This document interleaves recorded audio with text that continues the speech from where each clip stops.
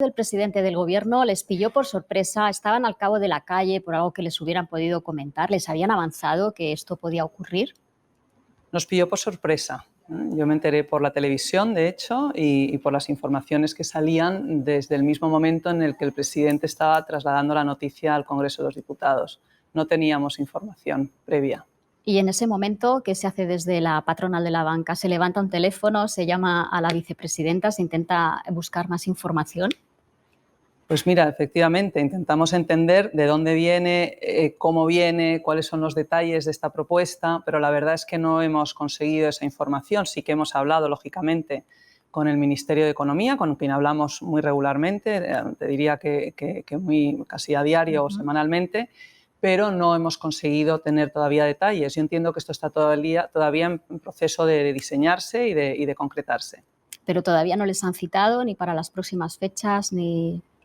Por ahora no, a mí no me ha llegado ninguna llamada. Sí que nos dijeron que contarían con nosotros para dar nuestro input y nuestra inteligencia de cara al diseño de este impuesto, pero por ahora no nos ha llegado ninguna convocatoria concreta, que yo sepa. Igual ha llegado en la última media hora, pero no lo sé. El anuncio se hizo pues con la bolsa en marcha. La caída de las entidades cotizadas fue picado, caídas de hasta el 12%, vimos el primer día. El segundo, hoy están caídas más moderadas pues porque la bolsa está cayendo. Y las acciones caen y suben, pero ¿se esperaban un anuncio como este con la sesión de la bolsa abierta? En otras situaciones se tiene especial cuidado.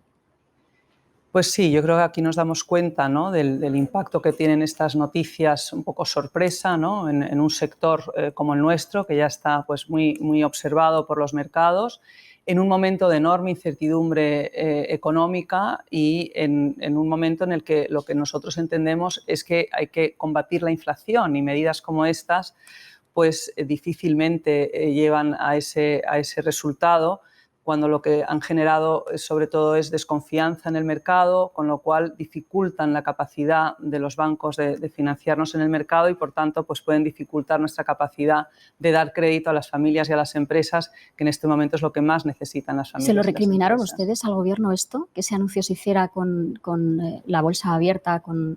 Bueno, una de las cosas que nos ha preocupado es el efecto sorpresa, el no haber podido hablar de ello antes, el no haber podido prepararnos nosotros y también, pues, de alguna manera anticipar y preparar al mercado para una cuestión como esta, ¿no? Yo creo que el impacto que hemos visto refleja cómo se ve afectada la confianza en nuestro sector y en nuestro país por medidas como esta. ¿No fue un poco exagerado también esa reacción en la bolsa sin tener tampoco demasiados detalles y teniendo en cuenta que estas medidas se anuncian, pero luego hasta que se concretan?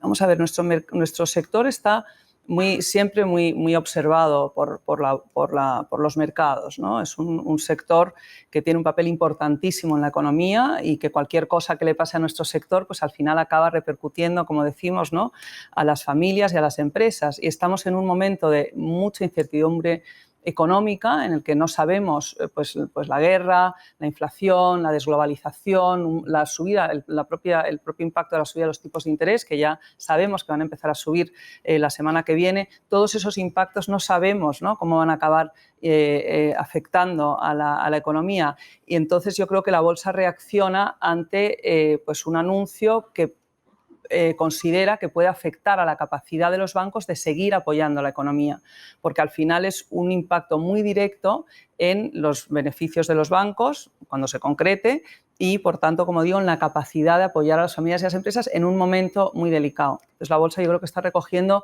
esa desconfianza, esa incertidumbre regulatoria, ¿no?, que se añade pues a otras muchas cargas regulatorias que ya tiene el sector y que entre todos ya estamos diciendo que hay que tener cuidado para asegurar que los bancos podemos seguir manteniendo nuestra labor. Y en principio no parece que porque les pongan un impuesto de este tipo vaya a correr riesgo, ¿no?, tampoco su labor, ¿no? Los beneficios, es cierto que los tipos de interés no han subido todavía, con lo cual ustedes se están beneficiando de la subida. En España, en Europa no sé si en Estados Unidos, los que operen allí, pero sí que es cierto que estamos viendo subir el Euribor, encarecerse las hipotecas, o sea, muchos otros productos con los que sí se está beneficiando ya la banca. ¿Se va a repercutir esta subida? ¿Se puede repercutir o se piensa en el cliente? Yo quiero ir a la primera parte de tu pregunta, ¿no? Sobre los beneficios extraordinarios. La verdad que no entendemos tampoco esa mención a beneficios extraordinarios, que desde luego no se han producido, y que lo que nos parece extraordinario ha sido los 6 años de tipos de interés negativos en los que, bueno, se han visto, por supuesto, beneficiados los deudores, las personas que tienen crédito hipotecario, crédito de consumo, ha bajado mucho la cuota y eso ha sido pues, algo bueno para los deudores, pero que los bancos han sufrido en sus rentabilidades, los márgenes de los bancos, es decir, digamos una medida de nuestras ventas, han caído muy drásticamente en los últimos años por este efecto de los tipos de interés negativos. La economía subía, los márgenes de los bancos o las ventas, digamos, de alguna manera de los bancos, pues caían a 20 o 30% incluso, ¿no? Entonces, esta situación anómala es lo que se empezaría a corregir ahora con una subida de tipos de interés gradual, pasando pues, de unos tipos negativos, muy negativos, a gradualmente a tipos positivos. Es cierto que el mercado ya va anticipando esa subida de tipos y ya vemos que el Euribor 12 meses se dio la vuelta, porque el Euribor 12 meses mide lo que va a pasar de aquí, no lo que espera donde estén los tipos de interés dentro de 12 meses. Pero bueno, eso es una subida gradual y lo que no tenemos ninguna certeza es de que esa subida de tipos se vaya a trasladar en más beneficios para los bancos. Pero aún sin la subida de tipos, los beneficios de la banca han aumentado un 50% en el primer trimestre del año, solo en España pues casi 2.000 millones de euros. O sea, a la banca no le va mal. Y queda todavía un sentimiento de la anterior crisis que ha salido a relucir estos días, ¿no? A los bancos se les rescató, no devolvimos todo el rescate que asumimos entre todos y se mantiene esa imagen, ¿no? De a los bancos se les ayudó, pues ahora si tienen que apechugar ellos porque pueden hacerlo, pues que lo hagan, ¿no? Mira, aquí 2 cosas. Primero, estamos toda la economía, ¿no?, rebotando de una situación de crisis muy grave producida por la pandemia y yo creo que todos los sectores están mostrando mejores resultados en los últimos trimestres.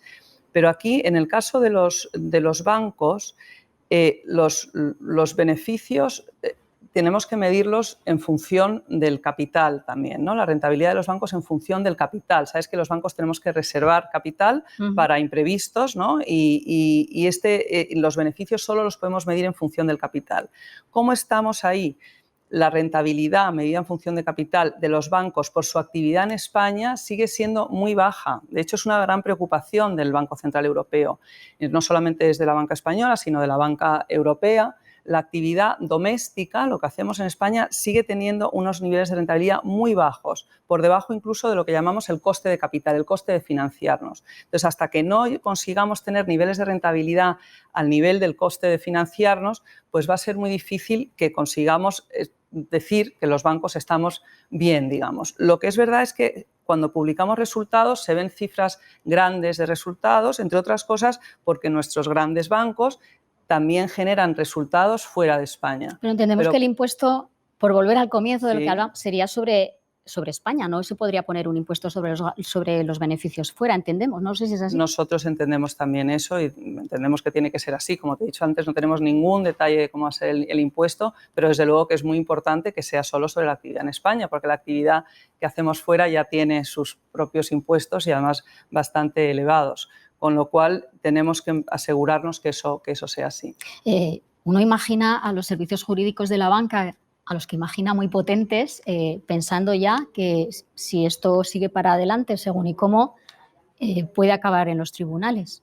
¿Es así? ¿Se plantea ya encima de la mesa el sector, pues que esto se va a pelear hasta el final? Yo creo que es muy pronto para hablar de algo así, no tenemos ningún detalle, como te he dicho, tendremos que ver en fin, no tenemos ni un papel, no tenemos nada más que lo que dijo el presidente del Gobierno el otro día en el Congreso y algún detalle que ha trasladado hoy la vicepresidenta, que tampoco creo que ha sido un detalle técnico que nos permite hacer una valoración del impuesto, con lo cual te diría que por ahora, pues, en fin, tendremos que ver cómo evolucionan las cosas. Si a la banca llama el Gobierno y le dice, bueno, vamos a buscar una salida, un win-win, algo que nos ayude a que quienes lo están pasando peor puedan no sufrir tanto en esta situación y que la banca diga, bueno, pues yo por aquí puedo ayudar. En lugar de ese impuesto, no sé si se les ocurre otra estrategia. Mira, esa conversación nos hubiera encantado tenerla antes y estamos, por supuesto, abiertas a tenerla ahora. Lo que quiero decir con haberla tenido antes, que quizás hubiéramos podido evitar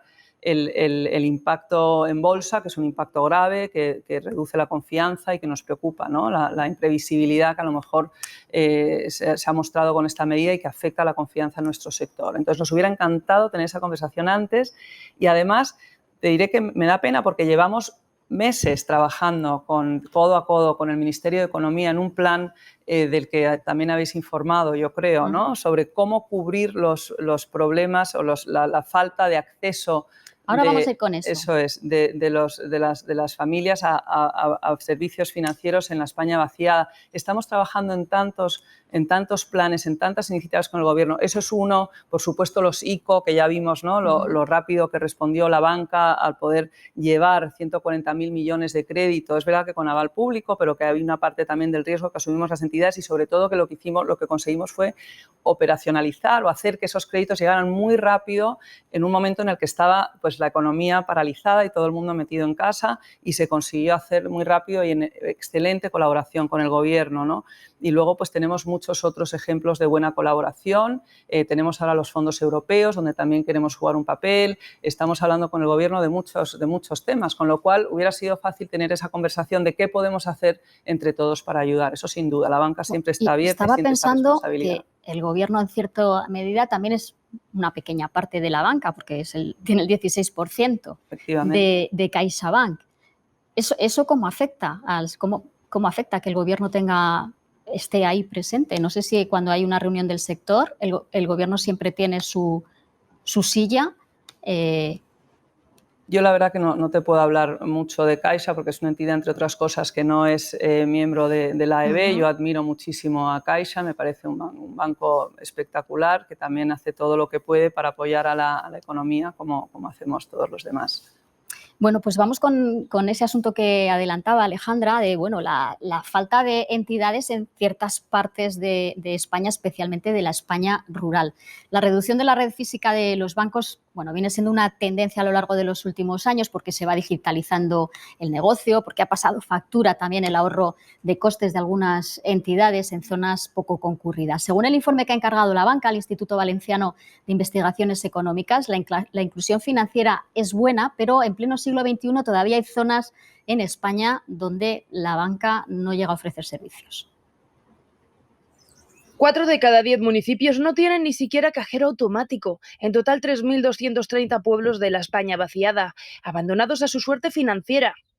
Según el informe que ha encargado la banca al Instituto Valenciano de Investigaciones Económicas, que concluye con que la inclusión financiera en España es buena, el 98% de la población reside en lugares con al menos un punto de acceso.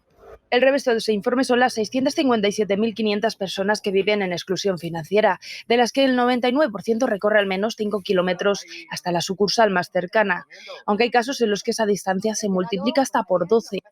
30 kilómetros ida, 30 vuelta, lo cual es un problema sobre todo para la gente mayor. Hasta ahora los vecinos de Buendía en Cuenca tenían que hacer esos 60 kilómetros para ir a Huete a sacar dinero o hacer cualquier transacción.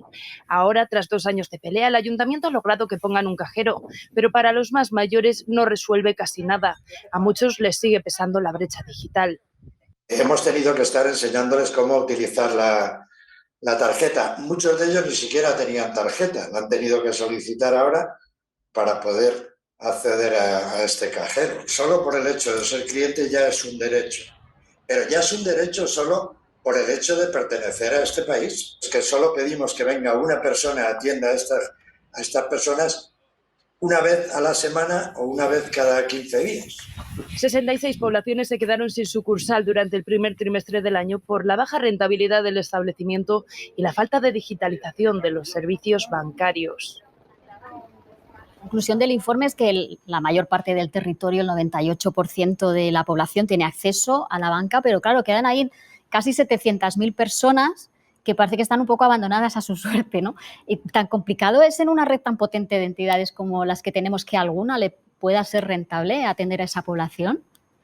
Pues mira, en eso estamos, justamente en eso estamos. Ayer se presentó el informe que mide un poco la foto y ahora lo que queremos es gestionar esa foto y trabajar las entidades en su conjunto. Y por cierto, ahí sí estamos trabajando las entidades de AEB, pero también de CECA, ¿no? y las cooperativas de crédito, trabajando juntos en un plan para justamente cerrar ¿no? y asegurarnos que ya pues el 100%, o sea, que ese 1,4% de la población que hoy no tiene acceso a presencia física de entidades financieras, ya sea cajeros, oficinas, ofibuses o, en fin, agentes financieros o oficinas de correos que hoy están proveyendo servicios, ese 1,4% de la población que no tiene acceso a eso, que finalmente pues sí que tengan. Entonces, estamos trabajando intensamente para tener un plan que espero podamos anunciar próximamente y atender esos municipios. Y es un plan que estamos trabajando muchísimo, muy bien coordinadas las entidades y con mucha ilusión y con muchas ganas. Alejandra Quindelán, presidenta de la EBE, primera mujer, por cierto, que preside la entidad. Muchísimas gracias por venir.